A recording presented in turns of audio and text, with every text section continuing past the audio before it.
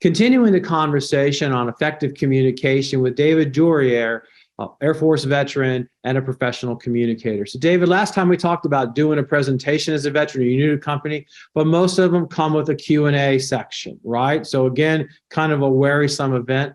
What advice would you have for our veteran, preparing and being effective during the Q&A session? Well, thank you, Dr. Lawrence, again, for allowing me to share this information with the fellow vets. There's a couple of things that I'd recommend around asking questions. First thing I would do is at the beginning of your presentation, when you are setting the stage, include in there that at the end you will be taking questions. I think that's extremely important. When you get to the end of your presentation, before you get to the Q&A portion, again, we're setting this up for Q&A, is to do a quick review of what you've talked about. Let people very quickly understand what it is that you just went through. Now that you're at the Q&A portion, you need to ask the question for questions correctly, because the one question that a facilitator should never ask is, are there any questions? 9.9 times out of 10, when you ask a closed-ended question, you're not going to get a response. So you need to ask very specific questions. What questions do you have about topic number one? We spent a lot of time focusing on topic number two. What questions do you have surrounding this? Very specific questions. So again, set the stage, let the folks know that there will be a Q&A portion, and then ask those questions properly.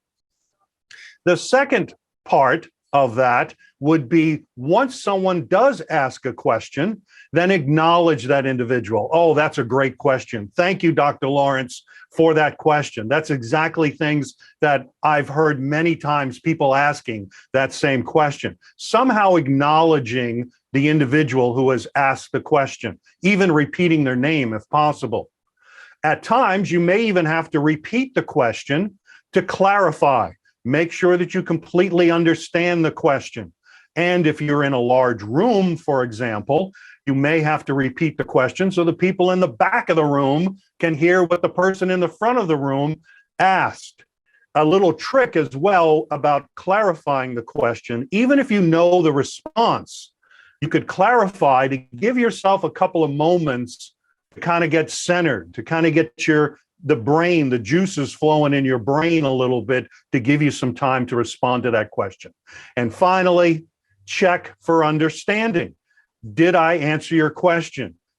Did I give you all the information you're looking for? So check for understanding. So 4 things: ask the questions properly as open-ended questions, acknowledge the person who is asking the question, repeat the question to clarify if necessary, and finally, check for understanding. Well, that's great advice. How about some resources or stuff from you for folks in case they want to refresh after watching this? Well, certainly one of the ways is get in touch with me at my website, presentyourwaytosuccess.com, toastmasters.org, which I shared in the first segment that we were together. Another would be YouTube. There are millions of videos on YouTube on how to be an expert speaker. So those would be the resources that I would suggest. Thank you so much, David.